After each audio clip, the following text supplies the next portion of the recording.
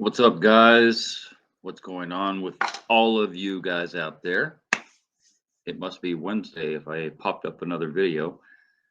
Usually I only post on Friday, but this last couple months I've been posting on Wednesday also in an effort to dispel some myths about shower builds and things like that. So I've been scouring the internet. Well, the very first video I didn't have to scour, it got recommended to me, and that beget the next one and the next one and next one. For the last couple months, I've been doing like critique videos.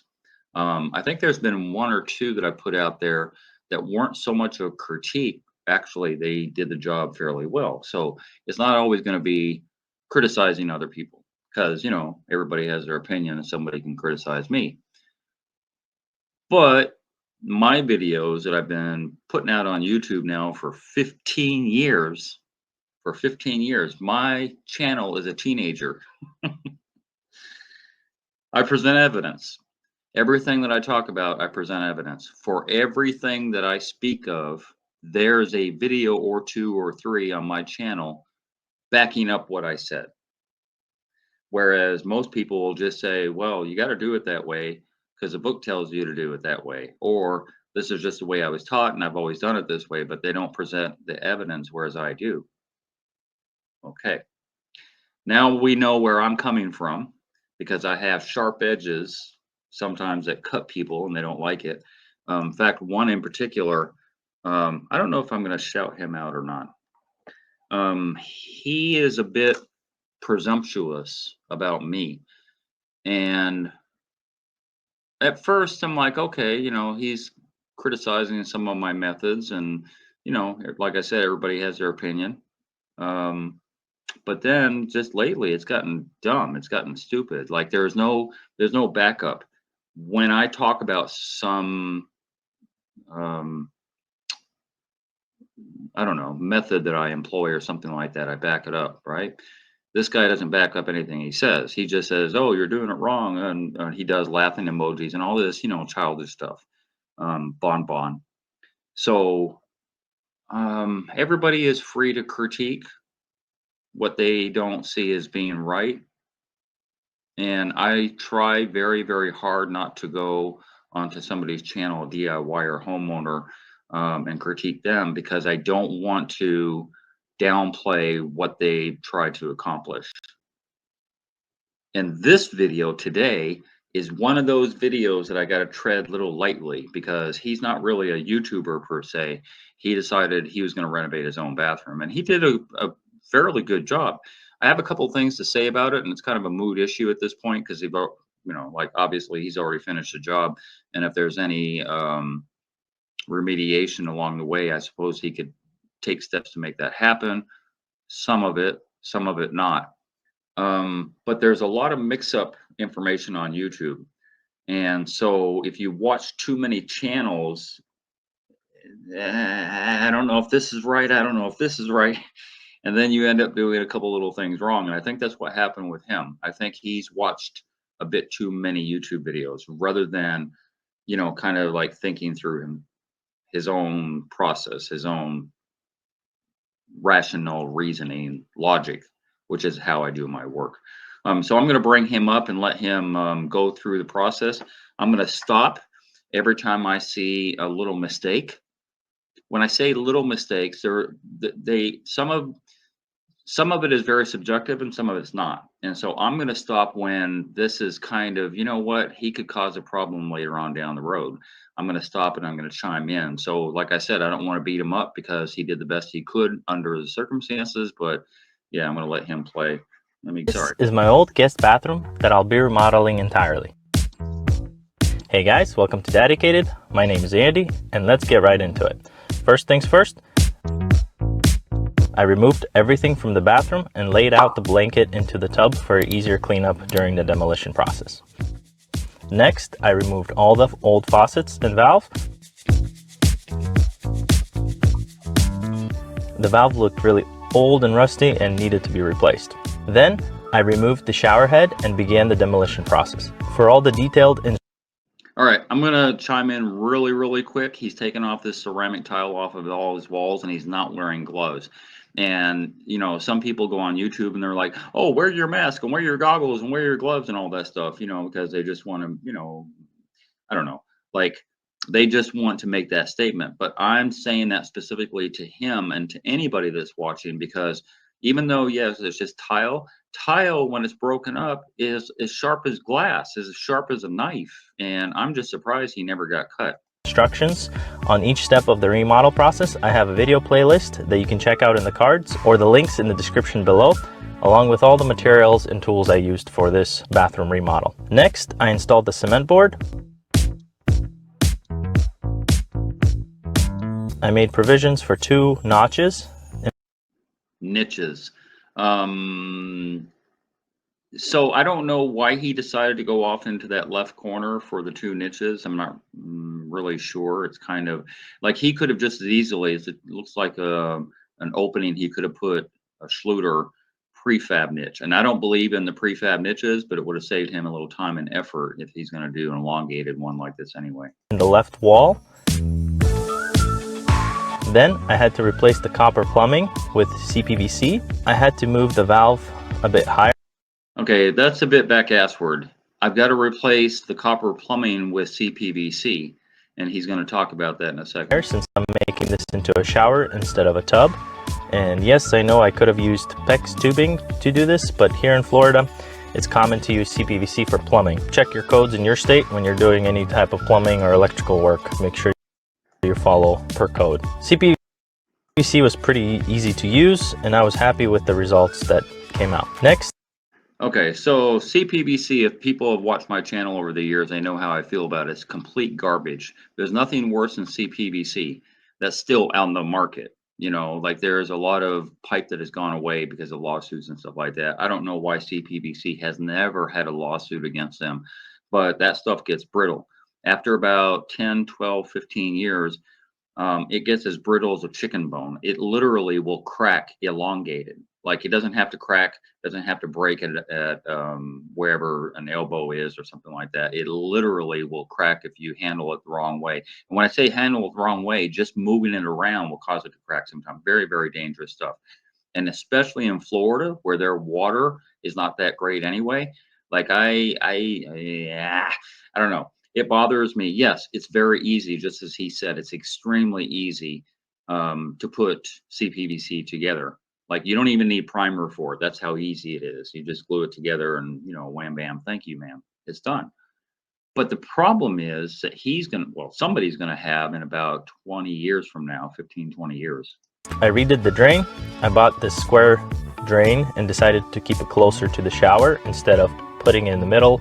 And this way I can avoid destroying the concrete and repiping the entire drain.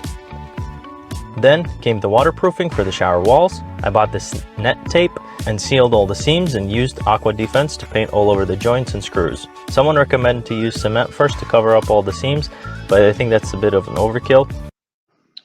So he says it's an overkill to use cement in the seams before the tape.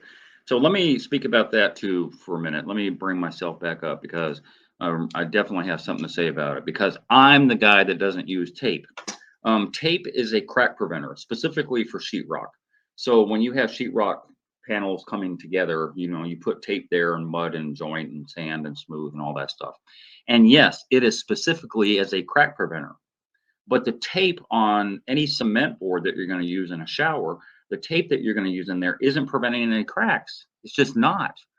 Any type of movement that you would have is not going to be mitigated by having tape there. It's just not going to be, nothing's going to happen with the tape that wouldn't happen already. If you have a big enough crack that it would actually transfer your grout or your tile is what you're trying to prevent from cracking with a little bit of mesh tape. No. If you look at the label of RedGuard, it is a crack preventer and waterproofer. Crack preventer, a number 1. So the fact that people use tape blows my mind. Like, and I get pushback all the time. Why aren't you using tape on your seams? Why aren't you using tape? You should be using tape on your seams. Blah, blah, blah, blah, blah. It's not needed. There has to be a failure for me to ever grab a hold of something and go, yes, should be done this way. When I run into failures, and if you look at my channel over 15 years, I've changed my methods incrementally along the way, because I see that a little bit of making something different, doing something different along the way have made my showers exponentially better than they were, say, 15 years ago or 20 years ago. But tape is not one of those things.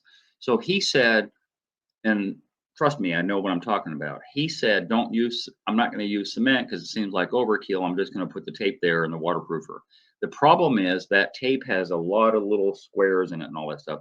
And to get the waterproofer really in that seam, especially in the corner really well, you've got about 3 or 4 coats that you got to use as opposed to 2. 3 or 4 easy coats, maybe 5 coats to get in all those little squares in the tape. That's why we use a cement.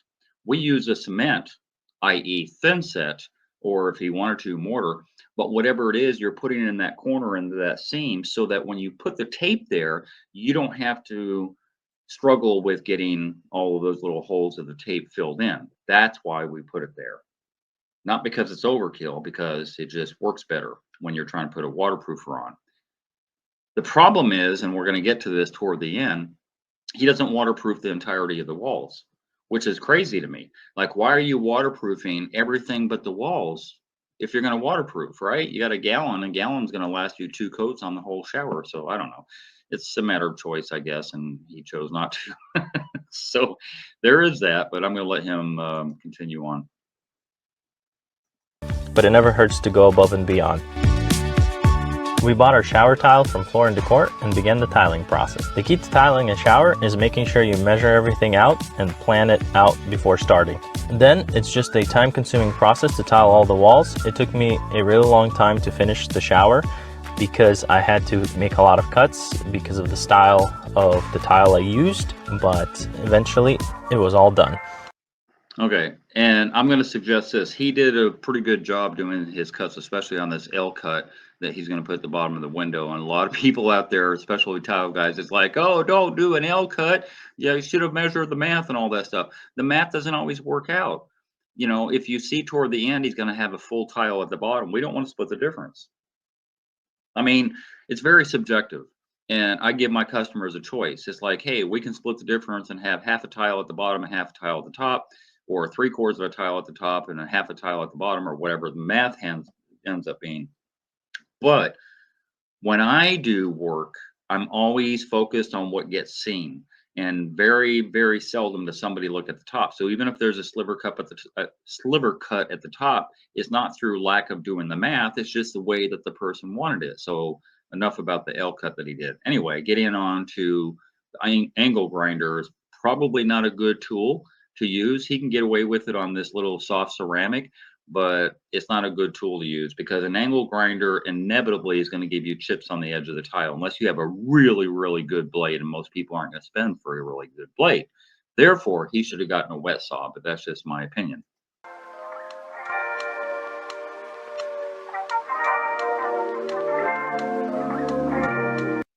And none of the walls were waterproof.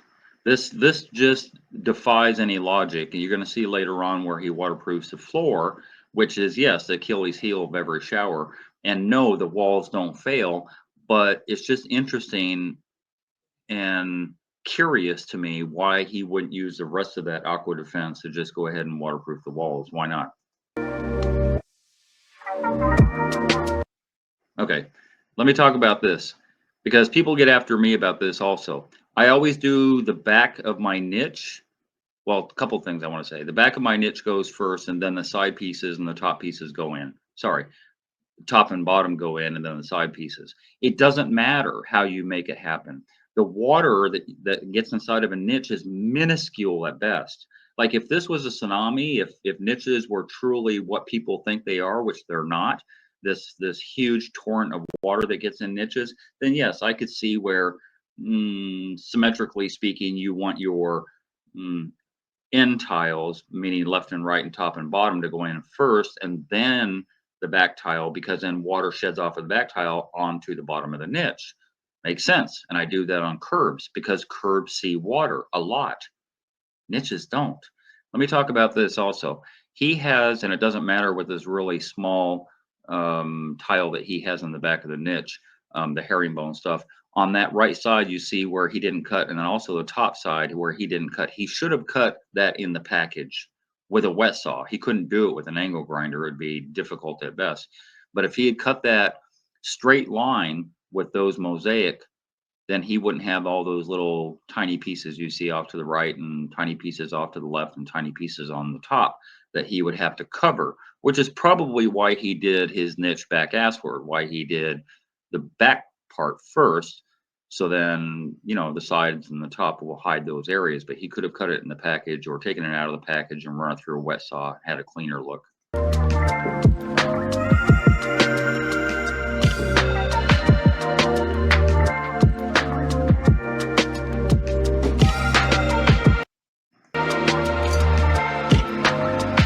Next was the floor demolition. I used it.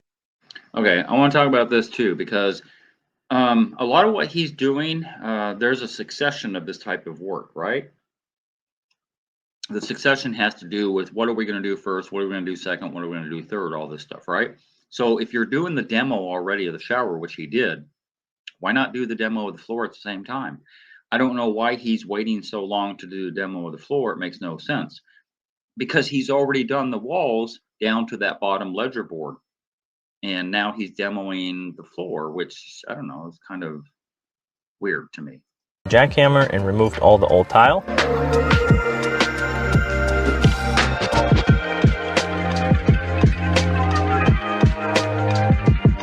Then I used these pavers to build.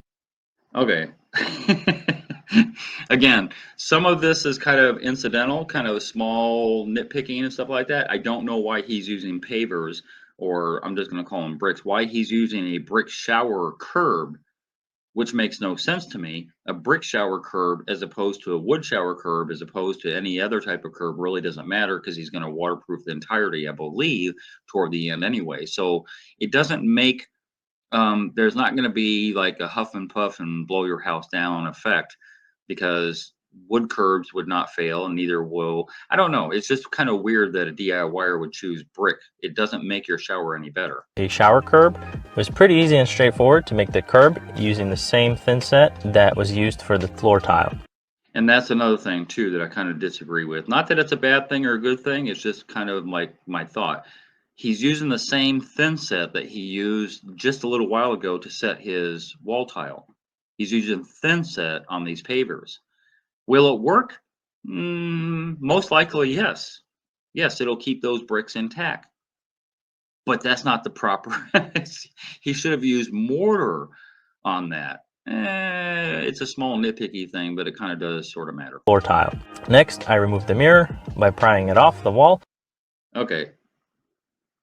I'm going to talk about this because, again, I'm not going to talk, like I said earlier, about safety issue because he's not wearing gloves. Because he's not wearing gloves again, even on the demo, which is more dangerous. Well, arguably this is dangerous too, but the demo of the wall tile is much more dangerous than removing a mirror. I've never broken a mirror ever in 20 plus years of doing this. I've never broken a mirror, but I'm not using a piece of iron either. You know, this pry bar that he has is like the wrong tool, even though he has a rag at the bottom part of the mirror. It's just easier to use wood shims. You know, they sell it in packs, and I knock in my wood shims, you know, 4, 5, 6 of them across, and then 4, 5, 6 on the side, and it just pops up over time. And he's using a pry bar, steel pry bar, and he's got glasses sitting up on his hat, but they're not on his eyeballs, and that kind of sort of matters, and as well as his gloves. And destroyed it with my hammer so I can fit it. No gloves again. Into the trash bin. Then I placed it in my yard and had a little fun destroying it with my oldest daughter.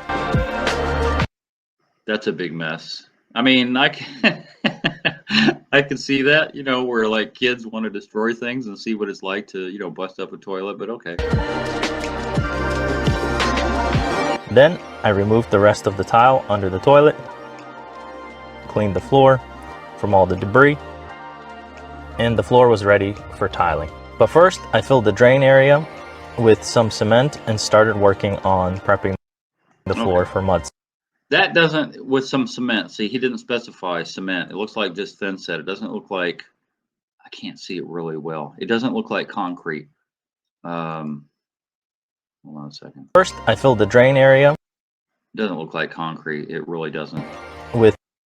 Will that matter that it's not concrete, that it's thin set? Because I believe it's thin set. Will that matter that he's filling that hole? God, I don't know. It's a lot of thin set to use in a hole like that. That's why he should have used concrete. Like I said in the very beginning of the video, I'm not trying to get onto him too much, but he may or may not have problems later on down the road with some of these methods that he's using. Some cement and started working on prepping the floor for mud set. I marked all my walls to which level I'll have my mud set and began to level the shower floor. Mixing the mud set is fairly easy. You want to make sure it's like a snowball. All right, let me back up here because I had a couple things to say about this. His video is extremely quick, so there are some things that I probably missed along the way, and I probably still will. Hold on a second. Again, to level the shower. Okay. Secrete, sand mix. That's exactly what I use as a default mud bed. Typically I shop at Home Depot, and I'll get 99.999% of my stuff at Home Depot when I build a shower. But I stopped using their so it's hard to explain. Saccrete, the granulars of the sand that they use must be a larger grain or something like that. I don't know. I discovered it some years ago, and I absolutely love working with Saccrete sand mix. Quickcrete, on the other hand, is still a good product, and that's how I started out. But like I said, 4 or 5 years ago when I discovered Saccrete, I specifically go to Lowe's just to get those bags. I love that stuff. Floor. Mixing the mud set is fairly easy. You want to make sure it's like a snowball. Okay, like a snowball. Any amount of water in any type of mortar is going to snowball when you compress it together and not fall apart. Like I mean, literally, maybe a little bit of spit. If you spit in in the mortar, then no, it wouldn't compress together. But almost any amount of water, too much or a little bit too little, is still going to compress. So this, I don't know who started this. I really don't know who started it. I wish I knew, because make sure it's like, that is garbage, because there's no formula. You can't say, okay, I use 5 quarts of water, or I use 4 quarts of water, or 3.5, because each one of those measurements will still get this. So that's a misnomer. Don't get caught up on that. I would rather have more water in it than not enough, literally, because I get emails and questions all the time about, what's the proper ratio, because, I have powder and I have dust at the top of my mortar bed the next day, and I can't vacuum it out because please don't do this. Use more water than not enough. Like a snowball type of consistency, and you just go for it. For detailed instructions, you can check out the links in the description below. Then I put some more thin set on the areas that had imperfections. So let me say this, and because he goes so fast, his wallboard that he went ahead and waterproofed the bottom part of his wallboard right below his tile, but not the rest of the wall. I don't know what point he did that though. Let me see. I guess it was before the curb got put in. So he's clearly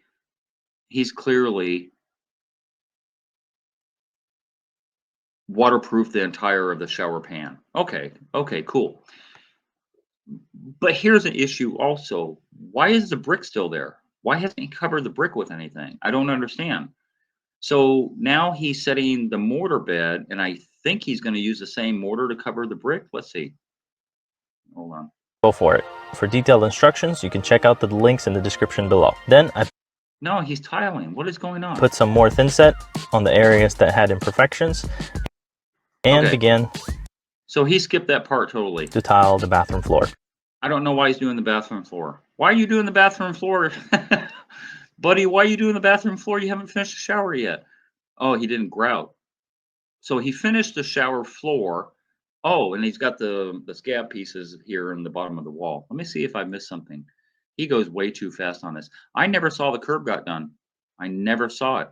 I hope. No, he didn't. Did he waterproof? He didn't waterproof the shower floor. He's doing an in and out system. Yeah, he's going to have a problem. My my thought process on this, because I'm confused right now. I'm seeing the mortar going down. This is not a pre-slope mortar. This is his mortar bed.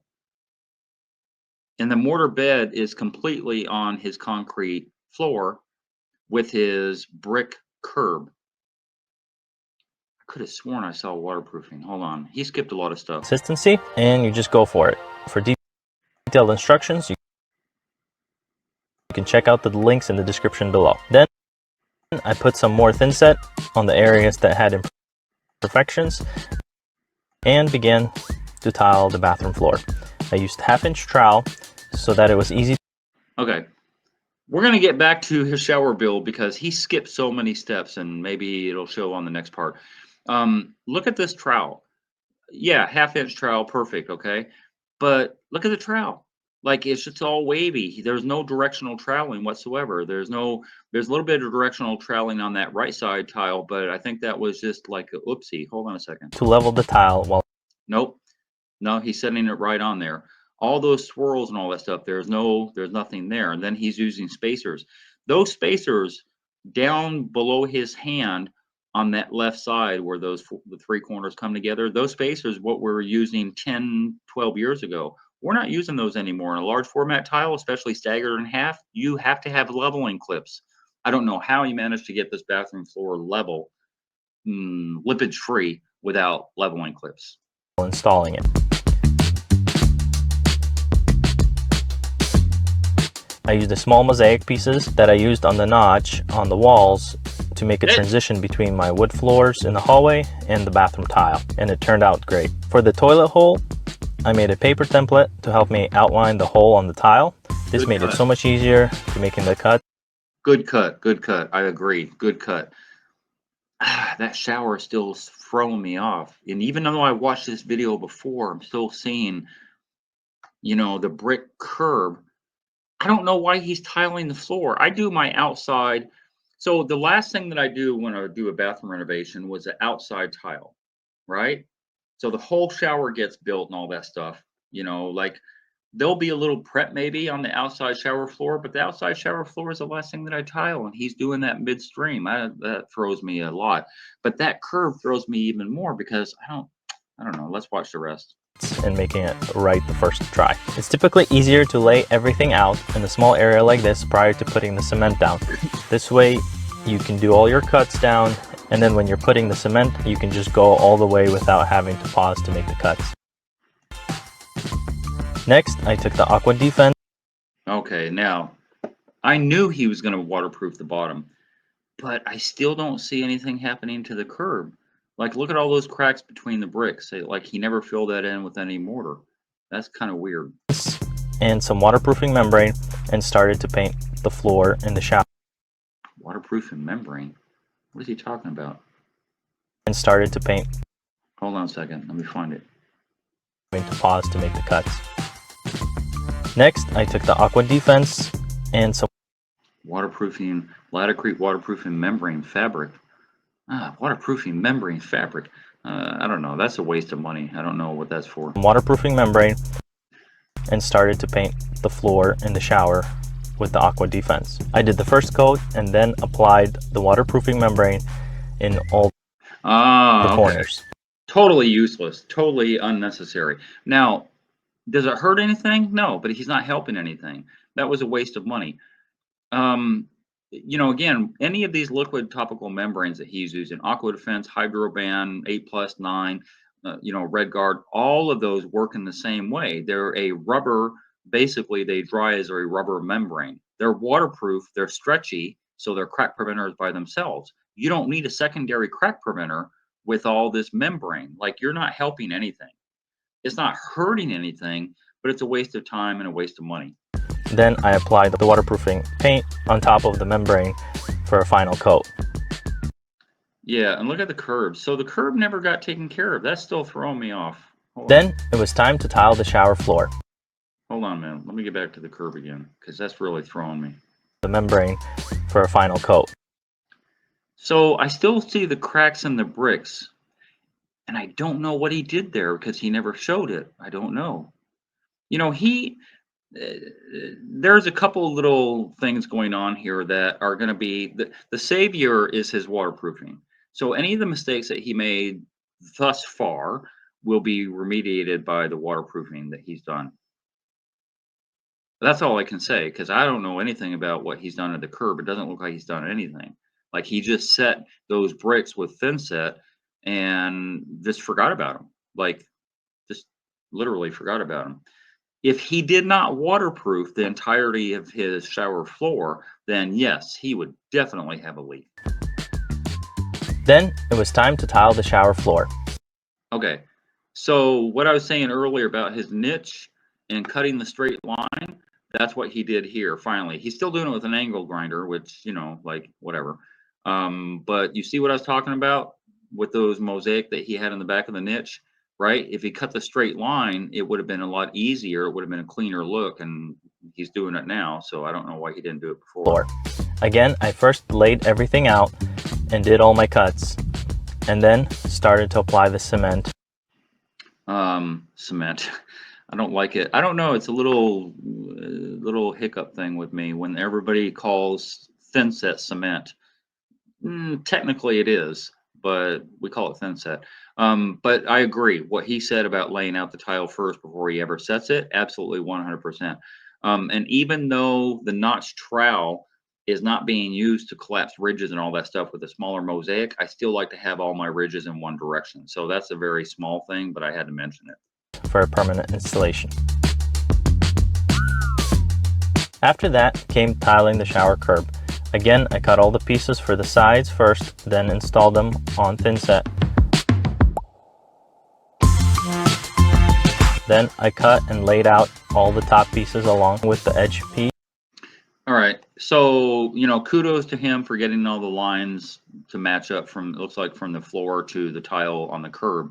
But with the curb top specifically, he could have used one of the, you know, those long 6-foot pieces that I use all the time, the 6-inch curb. Well, I call them curb top. I think they call sill top at Floor & Decor. But I've been using those now for good part of 8 to 10 years exclusively because I don't want those grout lines.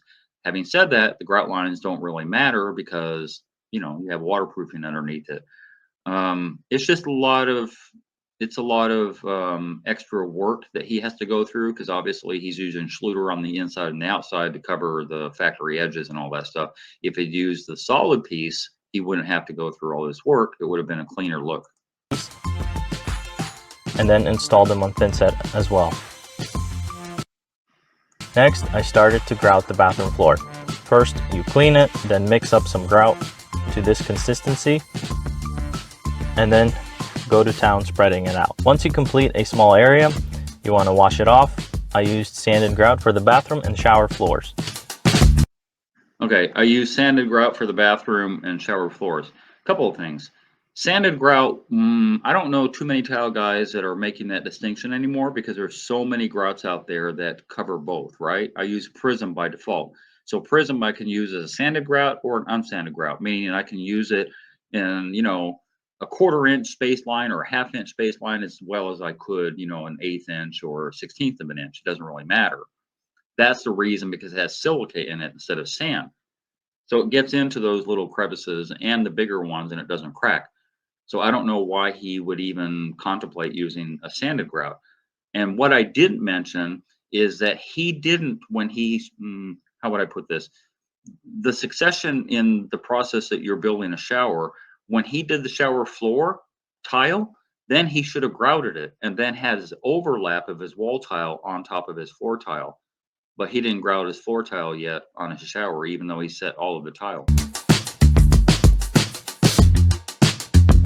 See, he's just now grouting it. And yeah, now he's grouting it and now the wall tile is going to go up there, but he already finished out the curb, I believe. And so, I don't know. I'm not going to give him too hard of a time about that, but like all the tile sitting down on the floor tile should have been done after the grouting. Next, I started to clean the shower tile, mixed some unsanded grout, and began to grout the shower walls.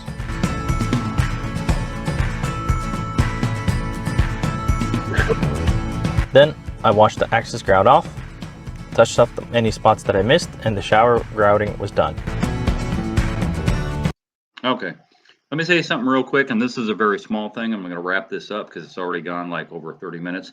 You see those pencil tile that he's got wrapped around the curb, or sorry, around the niche? Those pencil tile are straight cut. That's an amateur type of thing. Like, we don't straight cut those pieces, those pencil tile that he has. You know, we do 45, you know, nice and neat and cut sharp and all that stuff. It's a small detail, but I just thought I'd mention it because I did notice it when I watched the video. Well, that's it, guys. Here's what the bathroom ended up looking like. I hope you enjoyed this. Thank you for watching, and don't forget to subscribe for more.